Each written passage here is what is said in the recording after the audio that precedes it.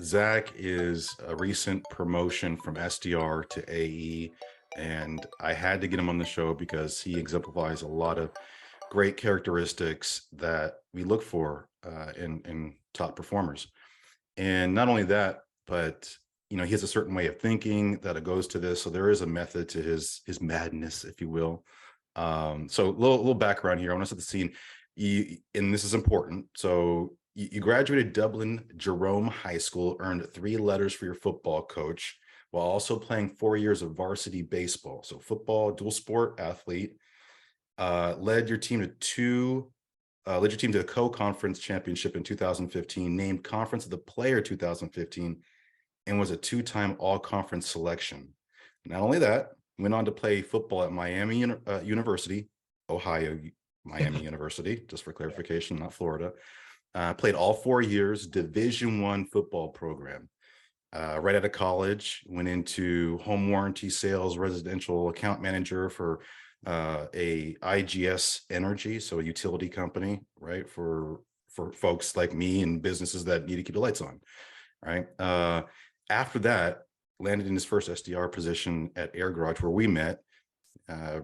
Was in that position for 10 months and was promoted to AE. This was about 2 months ago. I think it was last month, right? January, you were promoted? January Yeah. 1st. Congratulations on that. So you're obviously just on the momentum on a roll here and doing really well.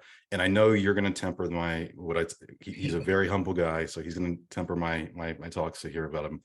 But I want to say this: AirGarage also is taking off. If you were to look at Sales Navigator and look the company up, they've grown like in the last 2 years 300% by headcount. I mean, it's just up and to the right in terms of people. So you guys are taking off, and I think you're at well over 2 million people who have paid for their parking through your app. Is that right? Through our just mobile payments. Yeah. So as a regular person right now, not a parking garage operator, but everyday people right now, you're running around the streets trying to find somewhere to park. Grab that AirGarage app. You can find somewhere to park and do all this great stuff. You can tell it more than I can. What is AirGarage all about? Yeah, so we are I guess technically a startup in the parking management space. Parking management's been a pretty antiquated business for over a century now. So that's where our founders came in. They had a really great idea, and there's obviously others in the space as well, but there's just a lot of different areas to help increase revenue, make operations and everything smoother for not only the owners, but also the user. And so that's where AirGarage kind of came in. It started off with, so Jonathan, Scott, and Chelsea, they were at Arizona State, started with student parking because student parking was super hard to find at Arizona State.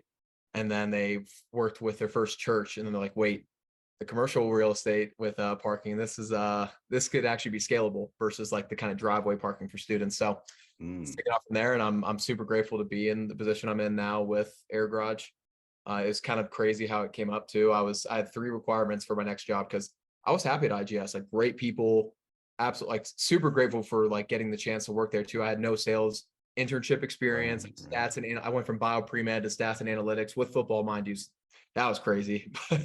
But yeah, I don't know. I barely made it out. But stats and analytics in football. I mean analytics and stats in sports. I mean, that's a thing now, right? I mean, for sure. And that's what I thought I wanted to get into. But then I got a sales internship with IGS, and I'm like, wait. Sales internship. Drop that. I mean, it's a quick note there. You don't hear about those every day.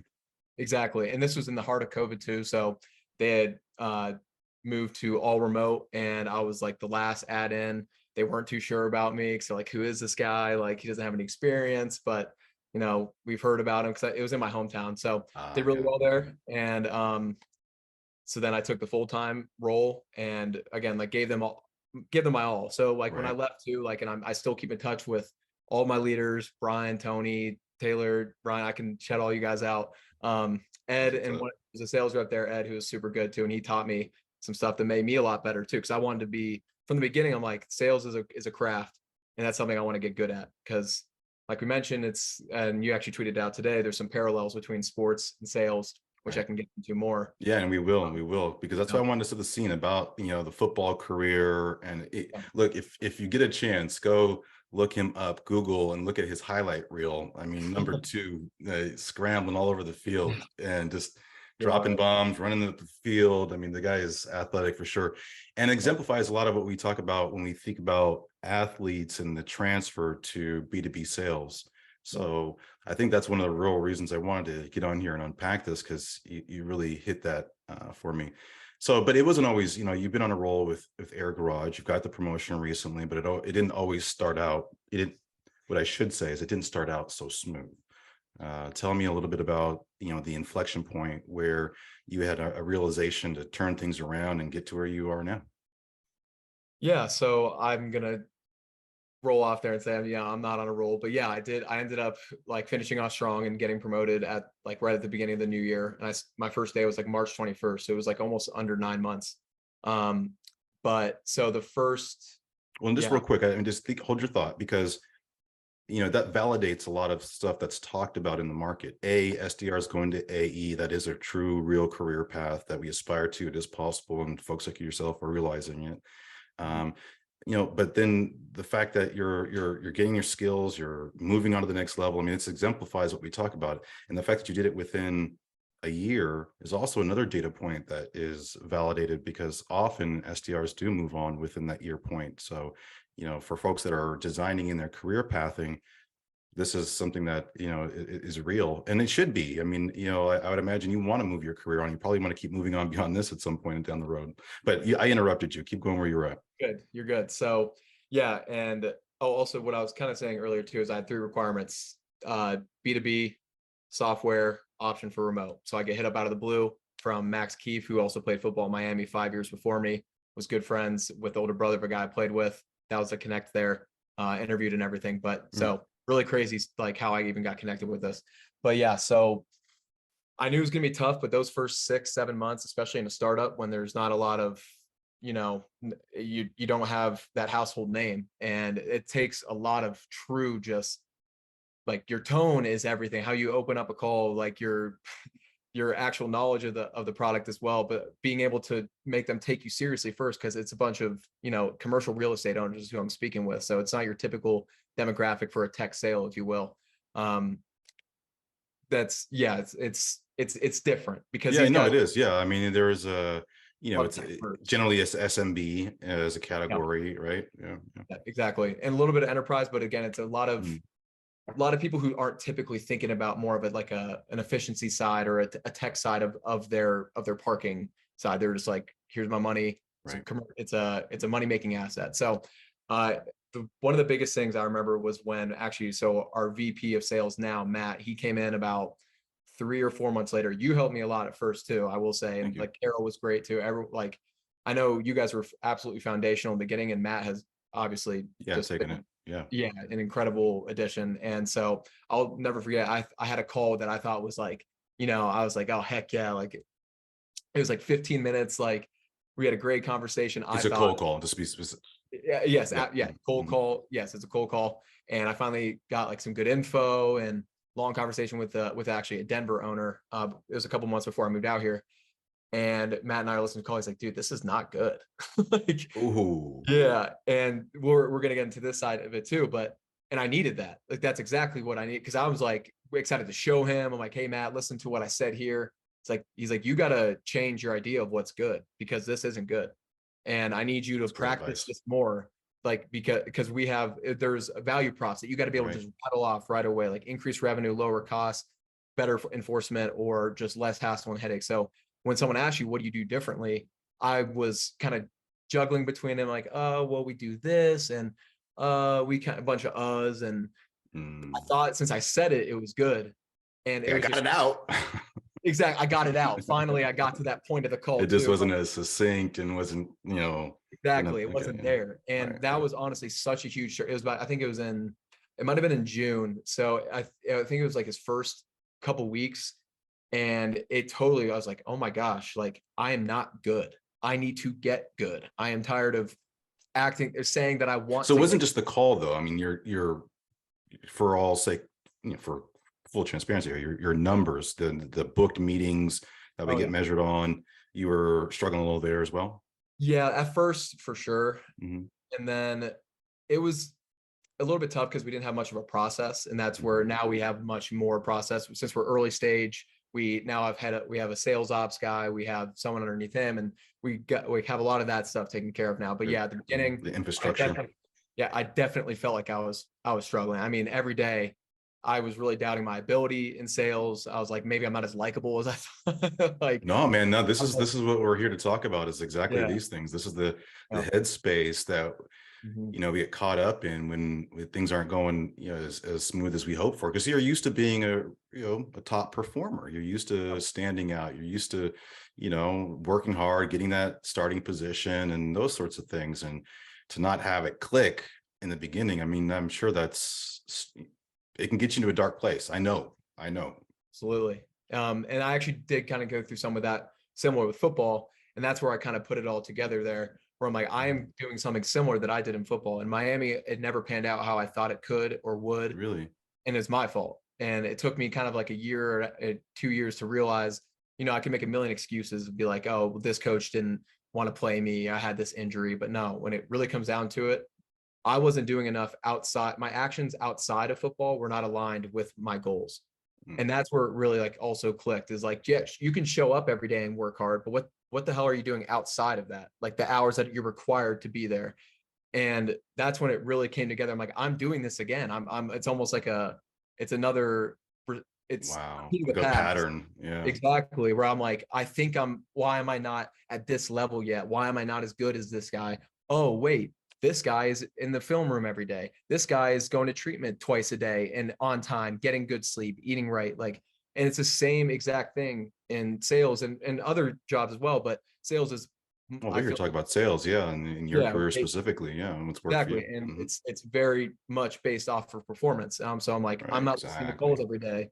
So I need to start listening to calls every day. Oh, I'm not reading any sales books. And I have a few that I wrote down that I want to share with people that you Yeah. should definitely read. And What- there's a saying that if you take enough advice, it all cancels out to zero. It's from Ooh, Naval Ravikant. Yeah, it's a good one. So I think about, so that's why, like, I think when people try to read too many books, I think it's kind of becomes redundant. like And anybody can, take in a bunch of content. I've even said this before. Is yeah, anybody can absorb a bunch of content, but can you apply the exactly. learnings? Yeah. Absolutely. That's the biggest thing too. It's doing. I was tired of thinking about wanting to be good or wanting to be good, liking the idea of it's like, no, like I can do the work to make myself good. And it's going to be painful. It's not going to be right away, but I just So you started. talked about eating right, watching Yeah, film, doing all those things. So it sounds like you weren't doing that at school, and you were kind of effing off, if you will. And hey, you're absolutely. a young dude in college, away from home, and Yeah. you're having a good time, and just lost focus. Is that what? Absolutely. Yeah, So I yeah. lost focus, and people who, so I came in as a preferred walk-on with a few other guys who became preferred walk-ons. A few of them, like my absolute like best friends, gonna be groomsmen and for my wedding and everything. But three of them got I on saw them on scholarship. your website. Yeah. So, oh yeah. Yeah, So a few of them got on scholarship, and like, yeah, we still all like to party. One of them is a little bit, he's the most disciplined, and we'll all attest to that. Like he got on scholarship first, but his actions from the very beginning were aligned with his goals. And mm. so I look back on people who I learned from, like my friends and former teammates. Well, there's a So plug for like, you are who you hang with. exactly. And so Ryan McWood is his name. And then Jack Sorensen was another guy who, just from the very beginning and just was on his shit. Like Hmm. he was super, like they were both like super talented, but they were also the ones in the film room, like doing everything right outside of it. And there's people who are super talented who maybe don't have to go as hard, but the majority of people who make it to those next levels are, because everyone's good. Right, right. It's who's putting in that extra work. I'm glad, So I'm glad you said that. And I know I'm going to bob and weave in here a little bit, but good. there's a theory out there that top performers who are naturally good aren't able to become good managers. So when you think about in the sales context, those that just outperform everyone struggle to be good leaders because they have a hard time articulating their process and what makes them successful. And what I'm hearing you say is that there is a percentage of those people maybe, but the majority of the people that you've identified in your career and influenced your track, uh, have been the people who just had a process and just worked it and worked it and worked it, and then got the results. Not necessarily, and in terms of where you are now, and now you're doing some coaching and so forth. But to Yeah. that point, it feels like there is a method, and I know you personally, so I know, when it comes to the sales context, there is definitely a method there. And so the idea that we don't know what makes us successful is not always accurate. Folks like yourself have your routines down. Yeah, I'm not going to say I'm successful, but I've had some success There in he's like being humble, guys. I told you. I've had some success as an SDR, and I can Yeah, absolutely attribute it to the extra work I started doing for myself, because I was tired of making excuses. Like I said, like I get really heated about it because I think about those times where I was like, why am I not good? Like, what am I doing to make myself better? Nothing. Okay, well, what can I do? and this is when you were as an SDR and trying to Yeah, turn the corner, right? early on, So and it's hard. make that parallel between you talked about what folks were doing in a football setting to get to Yeah. the next step. So how do you equate that to what you did as an SDR? What are those actionable things that you did, I guess, to your point, outside of the normal required time to turn it around? Yeah. So listening to at least one call every day should be yours. Or well, actually, no, I'm going to take that back. So one of your calls, and you should also be listening to the top performers. Like listen to their Right. calls, like hear what they're doing. Maybe don't emulate their style, because I tried doing that with a couple guys and it just did not work. I tried like emulate. So you got to find your style, and that's hard. It takes Yeah, time. yeah, It takes yeah. practice and reps. So yeah, I started just saying F it. Like I'm not afraid of failure. So you just got to get those reps and just go for it, and pray before. I mean, that's something that's kind of changing my life too. I've gotten like my faith back, and just like Good. having and just being like, whatever happens, happens. I'm just gonna give it all I got. Mind, So body, and soul, man. It's all the exactly, Trinity. It all comes together. Yeah, I'm with exactly. you. And then reading sales books. So what were those So books? Man, you yeah, wanted to drop this, and we'll put them in the show notes for everyone. yeah, the Challenger sale. Oh yeah, absolutely. I got that right here. Matter of Yeah, fact, yeah, I take all the covers off of it, but I got that right here. I Yep. got it right here too. Mm-hmm. um, and then I listened to the audiobook a few times for Pitch Anything by Oren Clapp.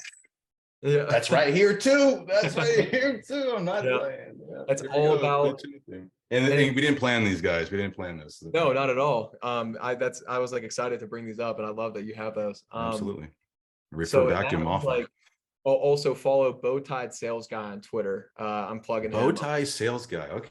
You guys should all be, because I think I think he would agree with a lot of what he talks about a lot about frames, and that's all that Pitch Anything is about, like the kind of frames and like the hot cognition, the croc brain, and super interesting, like how much psychology can go into it. And I'm not saying I'm good at it, but it's super interesting. It changes how you think and how you approach your outreach and everything, and how I'm running meetings now as well. I get to run meetings, which is great. I love running discos and demos, and it's a whole other ball game. Yeah, no, it's Um, it's a different oh, skill set. Mm-hmm. that I mean, it's pretty cool to learn. And then gap selling, another one I've Gap been listening selling. to. Yep. That's Keenan, right? Yeah. So he's got a way with words, but Oh he's yeah, Keenan. I'm not gonna lie. I reached out to Keenan early days. Sorry to make this about me. Just a quick moment. Early days trying to build my brand. 2015, 2016, Instagram. I sent him a DM and I was like, "Hey man, I want to be like you." I mean, I'm paraphrasing, but I was like, "Man, you got me fired up. I want to get to that point where I can, put the content out there and inspire people, teach people." And he boom right back with a video message like, "Dude, get out there and get after it." He was super inspiring and supportive. I'm like, oh hell yes. And just Yeah, I'm not that was the defining moment for me, but since we brought him up, good dude, check out the book, and I hope he listens to this podcast.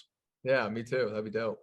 And then Never Split the Difference, not quite a sales book, but psychology, negotiation. That's Chris Voss. yeah, Yeah. He did an interview with John Burroughs that was fire, and John Burroughs says it's his number one episode that he's had on his podcast.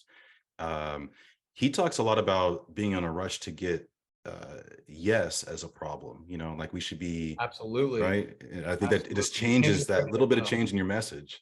You can't be afraid of the no. That's where he Well, you got says, to get the no, instead of asking, can we have a meeting? Would it be crazy to have a meeting?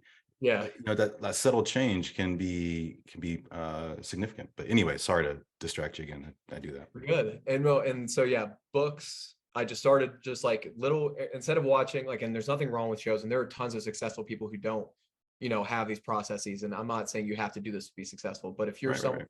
in sales who maybe, is in a position where you need to put in that extra effort and you're not getting the results you want, these are exact things you can do for yourself, is listen to calls from yourself and top performers, and be brutally honest with yourself and figure out things you can do and take the time to listen. And have And other people listen to your call. I think that was what was absolutely. material about what you said, is that you got a blind spot that was Yeah. exposed. You thought Also, you were on fire and you got corrected real quick, right? So I real think quick. that's And that's important. what kind of really Yeah.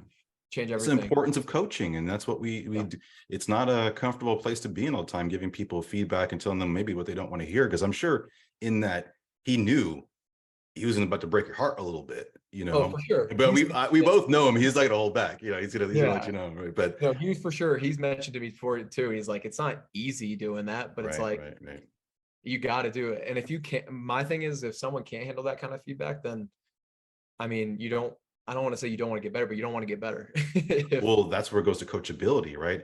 yeah, Now, look, there's a style and a way in which the feedback absolutely. can be delivered. And this is, quite frankly, in all transparency, been my biggest challenge point, is when I'm coaching, when I'm giving feedback, it can come across real direct. And, not intentionally will make people feel a certain way when I'm really got their best interests at heart, and yeah, I might be exposing a blind spot that might border on their personality. Like you were talking about tonality earlier. Sometimes people just naturally have a high pitched voice, or a very deep voice like me, or very slow, these natural tendencies. And it's hard to coach people to say, hey, you know what, can you adjust the vocal cords a little bit? Can you speed up, slow down in your pace? And yeah, anyways, the delivery of that feedback, I think is important. One thing I had set up to talk to you about is that. So I just want to jump to it. What attributes, or describe what kind of coaching style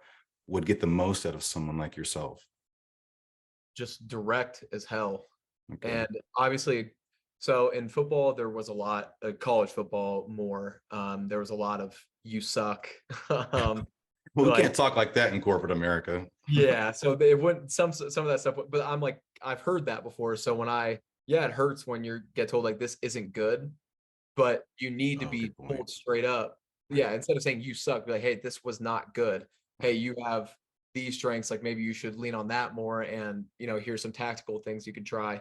But it's good to be told like this was not a good call. Here's what you could do better. And I feel like a lot of times where it can go wrong is when you don't give anyone anything actionable to do better at. Instead of just expecting them to do better, you got to tell them how to do better as well. So being direct as hell, but then also providing some sort of framework, feedback, path to where they could have improved. That's good, Um, because yeah, part of, we call this the sales consultant podcast. And one of the things that a consultant will do typically when they go into a new engagement is they'll do an assessment. And part of that assessment will include stakeholder interviews. And one of the major stakeholders typically is going to be, like for me, is going to be the SDRs themselves and the auxiliary team supporting them, whether it be ops, AEs, marketing, and so forth.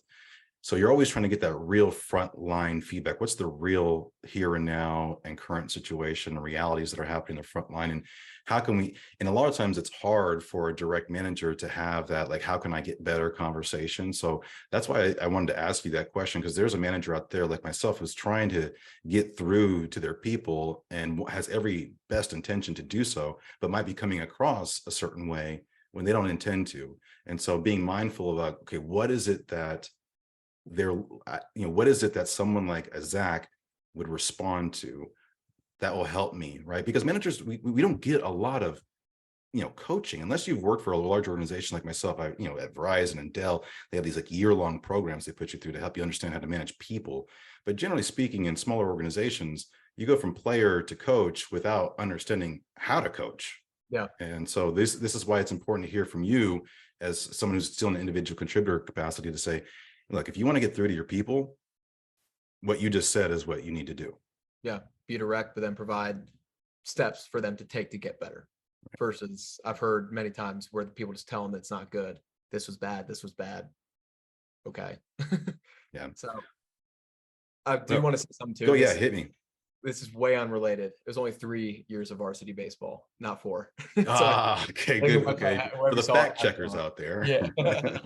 I just wanted, because if anyone from baseball hears this or something, I don't want them to think that I let that He up slide. there fronting. Yeah, he's out there lying to everyone. Yeah. Um, but yeah, so really important that coaches are not afraid. And again, if someone can't take that kind of feedback, then there's obviously other ways, but I don't know. There's a But lot of no, people. but I appreciate your balance this, because that is the thing, is that's not only on me as the manager, as the coach, to check my style. It's also you to check your Yeah, sensitivities and say, look, absolutely. they're trying to help me get better here, and Absolutely. it's nice. Yeah, That's a maybe. huge thing. That's actually a great point that you brought up, is people being introspective on themselves and being real with themselves, and like understanding that no, they're not that good, or like this was bad, and being able to deal with that though too, and be like, I'm going to get better though, and I'm going to work at it. It's that you don't have to be down on yourself. And trust me, I was so down. Like I was in a bad spot, and I've been in several bad spots for the last like 6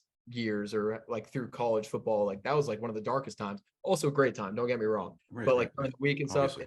in the midst of it, in the belly of the beast, like it got pretty dark there.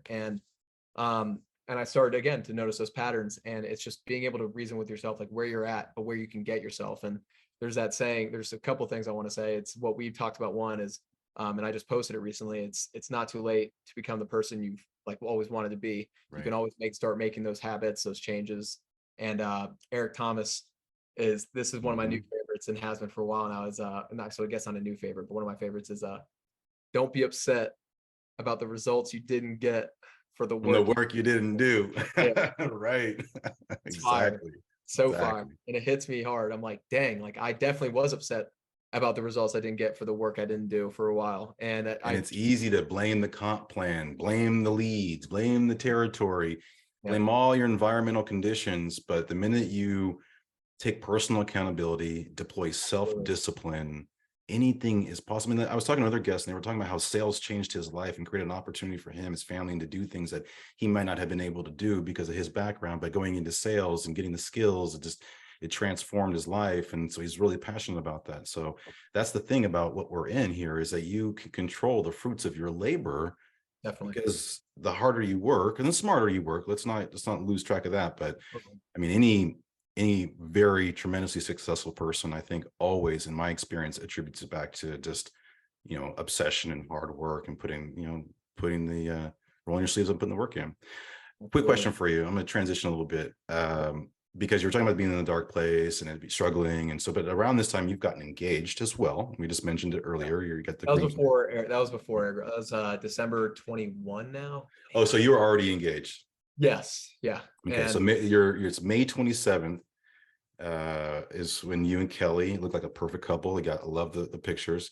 But thank tell you. me how getting engaged increased your drive, because I know Oh, that's a big motivator for a lot of people. yeah, absolutely. It's like, well, one, thinking about like our future family too. And it doesn't, I don't, not every man has to be a like the provider and everything, but I want to be, that rock for Right. her and like my family, and protect them both, financially, I guess physically, Spiritually, spiritually. you name it. Right, right. Yeah, and I just want to be her There's rock. nothing wrong with wanting to be the man of your home and lead Right. by example and be present. I know that's She makes important more than me too. right now too, and that I'm cool with that. However, the goal is to eventually, make it so she doesn't have to work. I don't want her to have to work. That's kind of Right. like I guess that's a better way of putting it.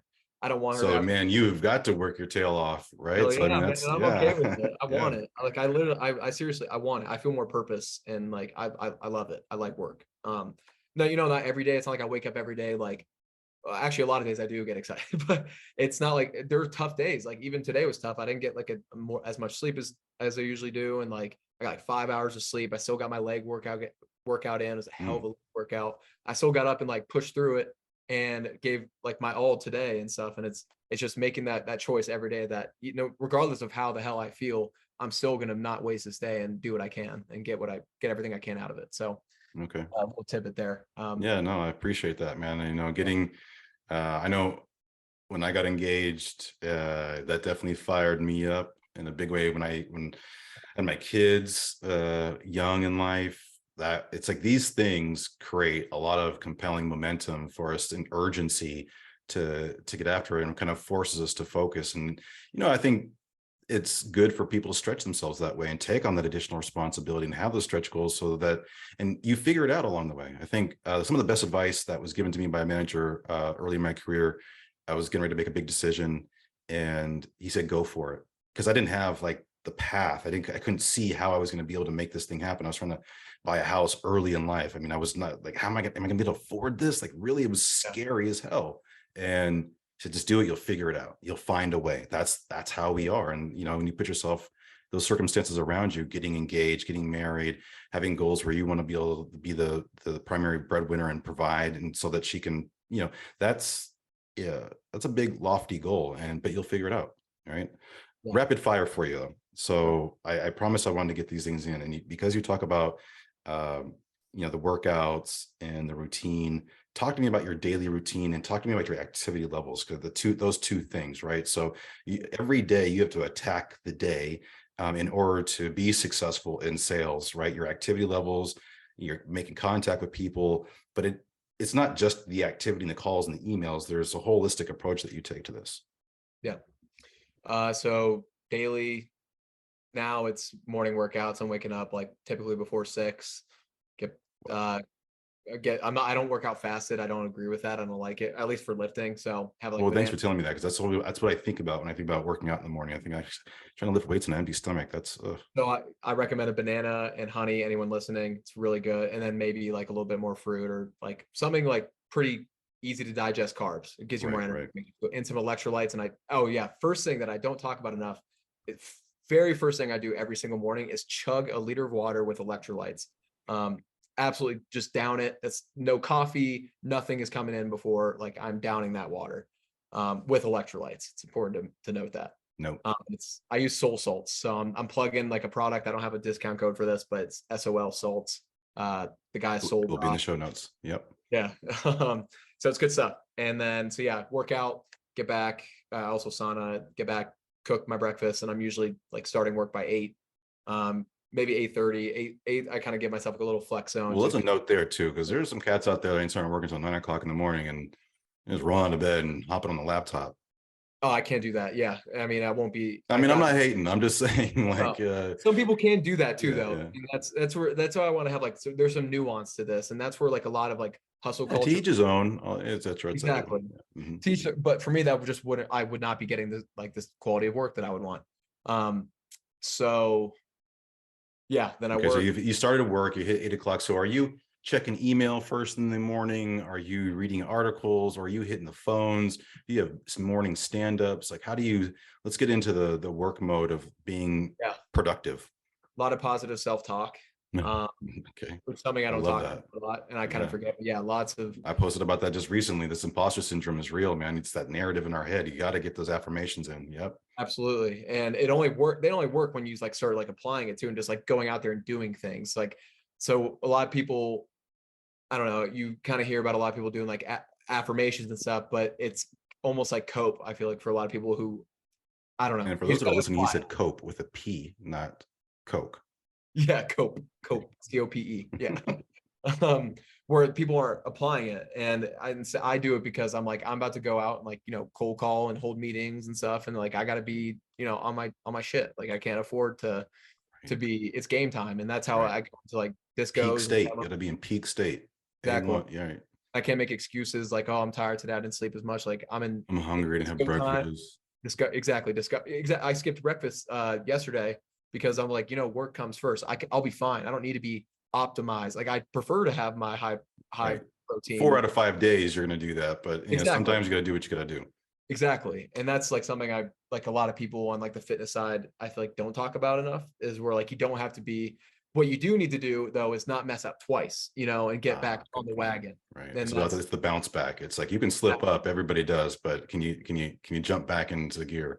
That's the hardest part. And I obviously am doing the one-on-one coaching now as well on the side for fitness. And I've had several people mention that it's like they do fine with, eating pretty solid and working out, but then they go out or they go on a little vacation and then boom, they're like, shoot, like, how do I get back on? And it's like a huge kind of mindset. Yeah. It's like, I got to do all that all over again. I got to start all over again. And that's what separates it though. That's where like people ask, like, how did you, get in better shape? It's like, dog, like I wasn't always, I'm not perfect every day. Like, obviously I have a routine now and I'm much more disciplined than I was 2 years ago. But it's like when I mess up, I'm right back on it the next day. I don't let it hinder for 2 days. anyways, No, so then I it's work all like you day. bend, but you don't break. Exactly. And and it's not always easy too. Like it's a bunch of self-talk. Like, do you really want to, mess up another? You're going to feel like shit tomorrow if you skip this. So like, just do it. And you feel better 100% of the time after, Right. 100% of the time. So then I work and then I get off. So if I worked out in Well, the morning, let's back up. I mean, for those that are, I'm going to press you a little bit. okay. So Yeah. you Yeah. did the mental exercise, the self-talk, got I listen to yourself music a lot too. I listen to rap sometimes or podcasts. okay. Yes, unless I'm I love that. I do. I see you on Instagram. Drop it. And for those that Zach tried to rap a little bit Yeah, in I'm not college going to too. drop the name, no links, but some of my stuff wasn't terrible. Some people, Okay. yeah, but Kelly's gonna be pissed I'm even talking about this. But like, I was in Okay. a, Well, I I got was gonna make you really, freestyle, but I guess we'll forget about that. no, heck no. No, I but got, I want to tap into the calling and the emailing, the activity. So can you do you there's no magic number out there of how many calls someone does a day and how many people they talk to a day and what their reply rate is, but can you talk a little bit about the volume and the effectiveness of your activity on a day-to-day basis? And how do you structure it? Do you do a ton of shit in the like calling in the morning and then in the afternoon you're doing like admin, doing some follow-up stuff, planning for the next day? How do you structure your day from a productivity standpoint as a when you were an SDR, maybe now you're an AE? yeah.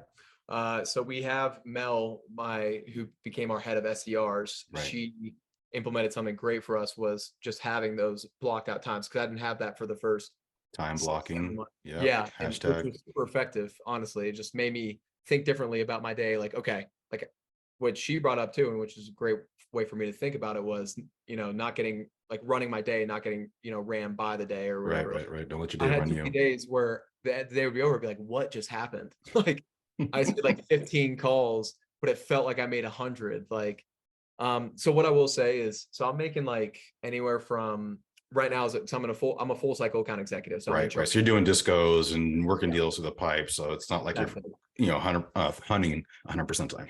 Exactly. So as an SDR, I was making like 40 calls and it'd be like 10 to 20 emails. And again, our industry is a little different. Yeah. It's hard to find contact. You got a little Yeah, I taste. know. Well, yeah, yeah. It's Mel and Matt too. They're like, it's different. It's not your typical, like, here's CFO, here's CTO, like, reach out to them. It's like, okay, here's a shell company, here's, LLC, who's, and then oh, call John's brother. uncle because he owns the Exactly. property. I literally got, yeah, exactly. It's pretty wild, but it's also makes you be like pretty creative. And it's another reason why you got to be sharp and on your stuff, and also segment it. So to answer your question, I'm calling a lot. Typically, I'm trying to get a lot of calls done in the morning. Unless I have like a disco or something or a demo, Okay. then I'll prioritize that. And I'm, getting ready for game time. So those days I'm typically making less calls, but let's say I don't have a disco that day, but I have one the next day. So call for an hour, emails too, prepare for, like, sometimes I'm doing a little bit of prospecting in the middle as well. So really it's kind of everything together. He was doing prospecting right before this interview. I We were was, yeah. texting. So Yeah. now when it's a day like today where I had a demo and I like to do stuff after work when I'm in a more, I like to take my 8 hours or 7 hours, whatever it is, and have most of that be calling and email outreach, finding people. There we go. Now there's the gym, right? Just green time all day, Time all hold the day. RPMs and then in the evenings, in You got to the, take that extra time, man. yeah, Yeah. I get You got to it's take extra time if you want to prospect and listen. bottom That's why I line. listen to calls as well. I don't listen to my calls. Especially when you work in a startup, you can't join a startup and think that you're just going to work 7.5, 8 hours a day, 8 to 5, clock in, clock out and be done. Like you're joining, Yeah. a team and trying to take this thing double-digit growth in a short period of time. This is not your average, come and chill and collect a paycheck. You got to Not at carry all. it. Yeah. Not at all. Right. And which is, I love, again, it gives me even more purpose with my work too, where I'm like, I'm very, like, yes, I'm a cog in the machine, but I'm very much a prominent cog in the machine. Like every deal matters. and I'm okay. Like we're all working together, that you don't feel like I'm, distant from the CEO. Like we work with everyone. It's very Yeah, tight. no, your CEO sits in on your call reviews every week. At Yeah. least he did when I was around. Yeah, I mean that's just He still does too. that's that level of engagement is important. There's a quote, and I've shared this in the podcast before. I learned this from a regional vice president of sales when I was at Verizon, Rich Garwood, it says, and I've put it on social a bunch of times, but your level of engagement as a leader directly correlates to your team's level of success. Right. So, and I think Jonathan exemplifies that. One thing I wanted to ask you about is we'll turn the corner here. Teaming with AEs. Now you've been an SDR, you've worked with AEs, so you had to form that synergy. You had to learn from them. That dynamic of partnering with your account executives. Now you're an account executive, and you have, I'm sure, SDRs working with some SDRs as well. And you were saying you're doing your own prospecting, but my point is, now that you're in that role, and talk to me about the dynamic of teaming and how that can be, was it successful? Was it easy? How did you form good partnerships? What can people learn from what worked in the teaming aspect with you and the AE SDR pods? So I will say at the beginning, it was a lot more blurred lines for what like was truly ICP.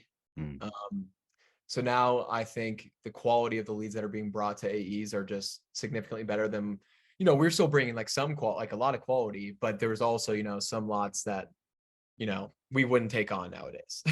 And so it's ICP mixed with qualification criteria. Those things got to be. Yeah, because I'm learning now. It's like, it kind of like that must have been tough for our AEs when we'd bring in we call it a frog. It's when it's just a frog. Like, yeah, it's a great.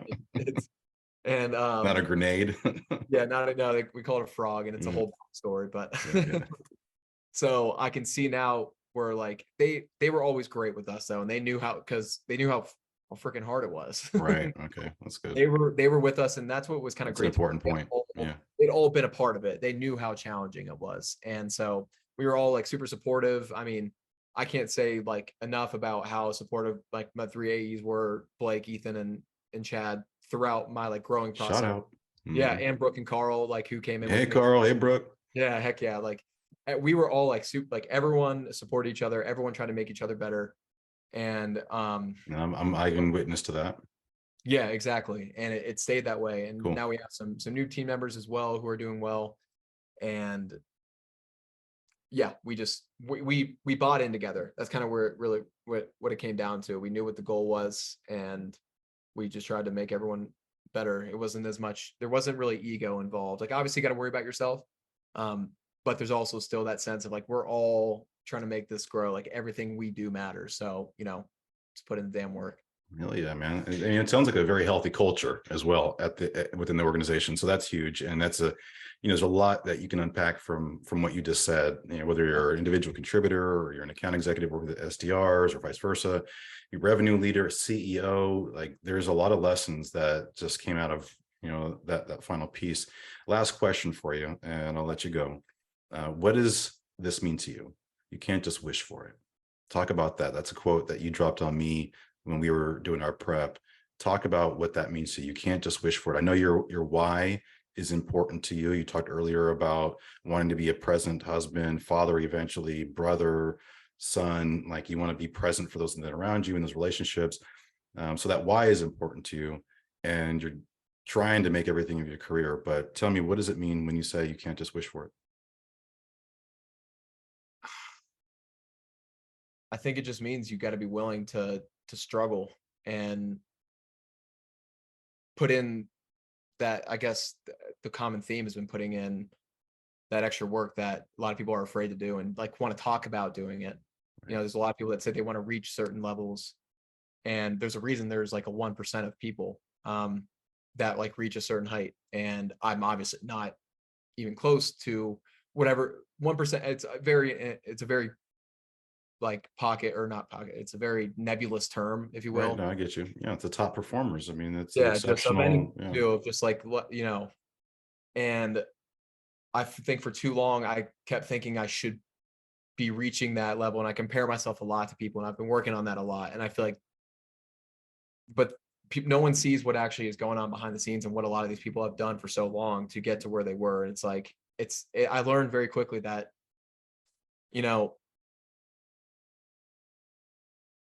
natural talent starts to kind of just wane, and it really comes down to what the hell are you willing to do to kind of get to where you want to be.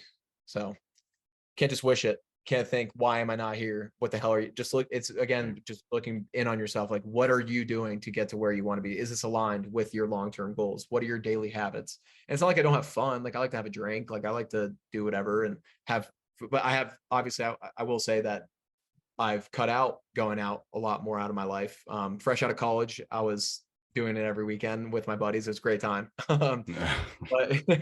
But but then like I moved out here to Denver from Columbus, and I knew that that this was something that was going to happen, where I was like, I need to, I have these goals and these dreams. And I write down what we talked about. I write down my stuff for the day every single day. I will put it up here if you guys can Boom. see a little bird. But I write my objectives for the day, and I also write down like my income goal in mind.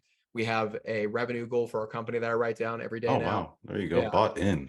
yeah, exactly. As well as a number of, I also want to grow my social media. So there's like three things that like I want to get. However, there's another good saying from Naval. I hope he hears this. Cause he's a very smart dude, but he was like, the old wisdom is like, you should focus on like one thing to suffer for. So I've gotten a lot better at that. Like, what do I actually want? I think it's to be just a well-rounded person, successful in a lot of different areas. So I Right. guess jack of all trades sort of thing, Matt. But like, Well, like I think you're pretty focused, honestly. I yeah, mean, it's clear to me that between family, fitness, and business, you know what you're after, and it all comes together. And you're taking a holistic approach to leveling up not just your career, but your life. And it's all interconnected. And I think that's a message I try to convey and talk to people about is exactly that. It's there isn't this separate life when it comes to sales. Obviously, you can separate life from sales, but when you go all in on this type of career, there's there's no cap, there's no ceiling to it. And it's I admire the work ethic, I admire the focus, the openness, and the vulnerability with us today. And there's so many lessons people can take away from this, whether it be tactical sales tips and tricks and management advice. It can also be the holistic aspect of things as well. And so your journey to get to where you are, I know you still got a long road ahead of you, but sharing what you shared today, really appreciate it, man. Where should people go if they want to connect with you, yeah. learn more about what you're into? So Zack Hazlett Fit, ZACK HAZLETT Fit. That was my like fitness account. And Yeah. yes, it's based around fitness, but the main goal of that is to promote like discipline, self accountability, and taking control of everything in your life. It's just really easy to portray that with fitness because that's a step of it. Um, but I want people to know like the main idea of that is taking control of the things you can control in your life. So Zack Hazlett Fit on Instagram, and then just Zack Hazlett on Twitter.